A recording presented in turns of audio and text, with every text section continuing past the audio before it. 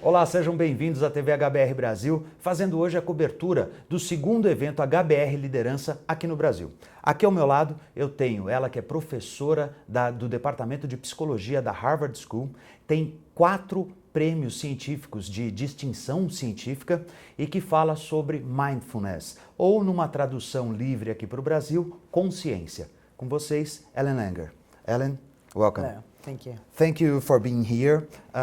You just presented on our first panel from this event. I would like to start from to know a little bit about the concept. What is mindfulness? Sure. Mindfulness, as I study it, is very, very simple. Yeah. It's the act of noticing new things.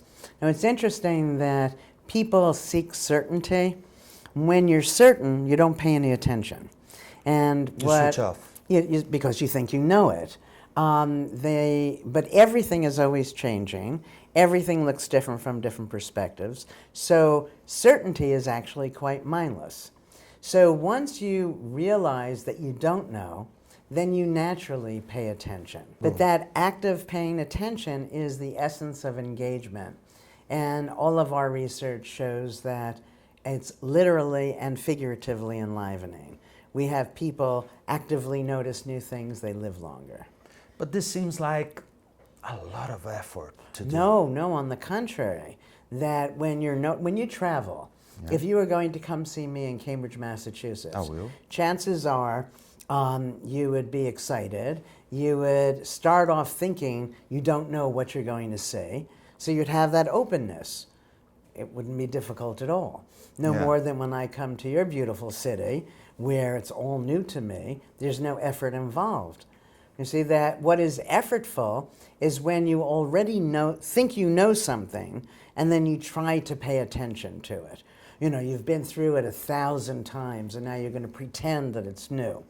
But if you actively see the newness in whatever you're doing, it's effortless and exciting.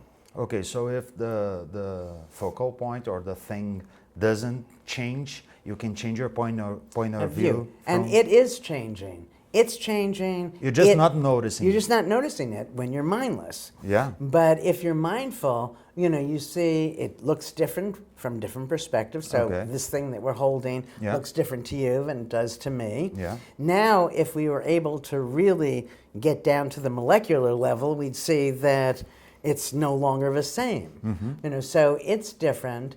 One thing that people can do when you're looking at something or considering a problem, you can say to yourself, if you were a fireman, how would you look at it? If you were a rancher, how would you look at it? If you were a chemist, how would you look at it? If you were a fashion model. And then people would naturally look at it differently. So the model might see its aesthetics, the chemist might see something about the material, the rancher might look at its function, and this little thing, whatever this is, Yeah.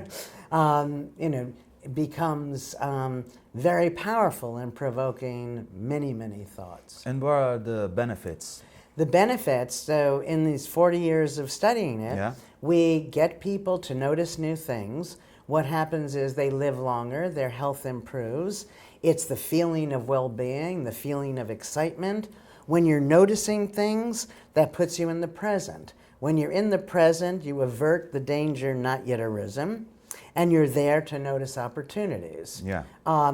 The noticing, it's sort of incredible, I think. If I didn't do the research myself, I would brag about it. No, seriously. That what we find is that when you're actively noticing, you become a more attractive people to other people. Okay. The things that you make become superior. So This has everything to do with leadership then.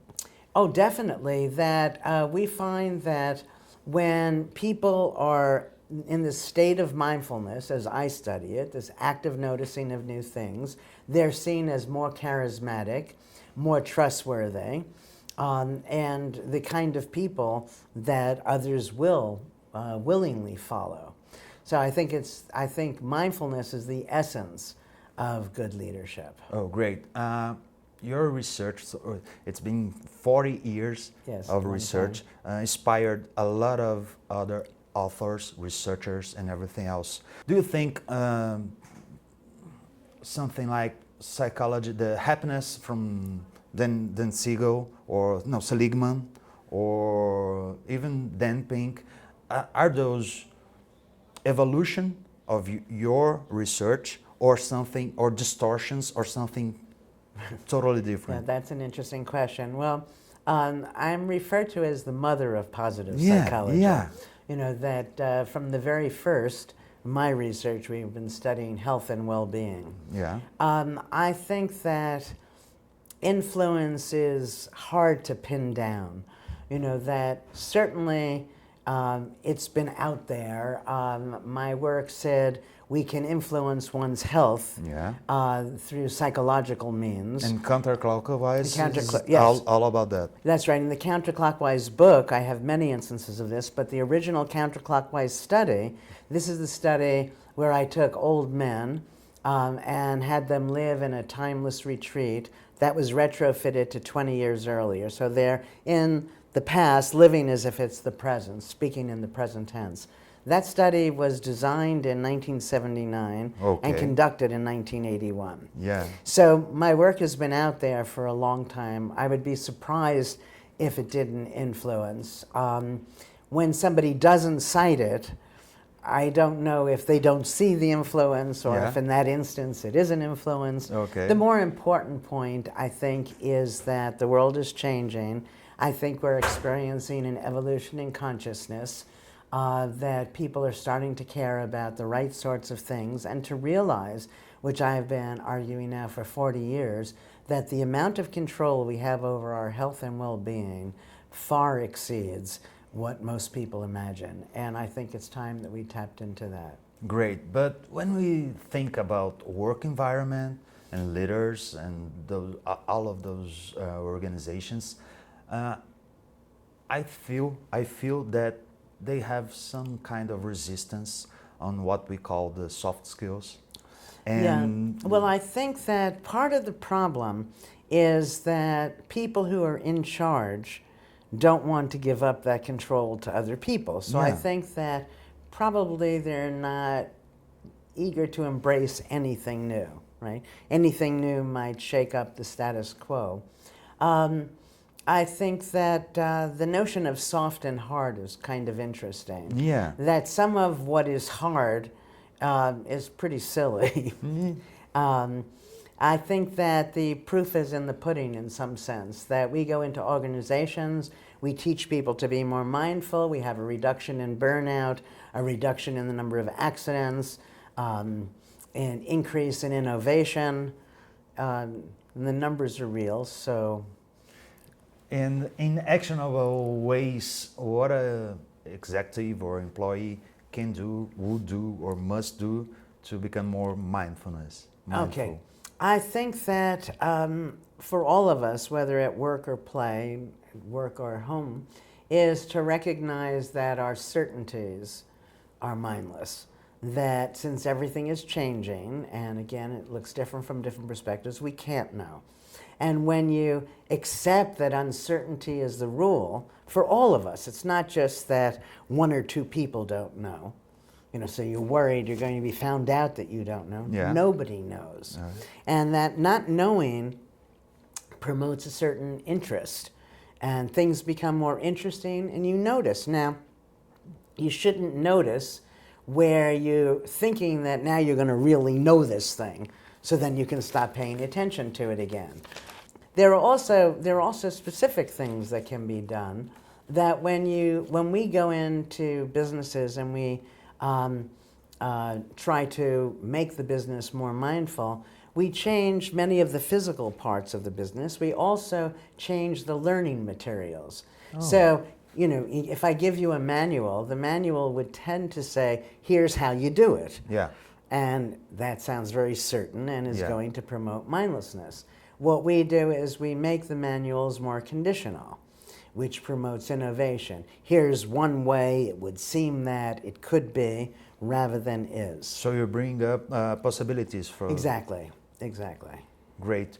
Any last words, suggestions, tips? Well, I think that in all these years of studying mindfulness, and we find that it's good for us physically, it's good for us personally, professionally, it's good for our relationships. People can tell when we're more mindful. Even animals find us more attractive. And because being mindful in this way of simply noticing new things feels so good, I can't see any reason why one would not be mindful all of their waking hours. Great. What's next? What's next? What's ahead of you? I'm going to see more of your city. Yeah? I've got a new institute, the Langer Mindfulness Institute, Great. that will be taking place all over the world, so I'm excited about that. I'll probably at some point soon begin yet another book on mindfulness at work, but we'll see. Yeah. And everything old is new, so I don't know how to answer the question. Great. All will be new and exciting for me. Thank you very much, Ellen. My pleasure. Thank you. E você, já aumentou um pouco mais a sua consciência? Talvez nós tenhamos outros vídeos que possam ajudar você nesse caminho. Continue conosco, TV HBR Brasil. Muito obrigado.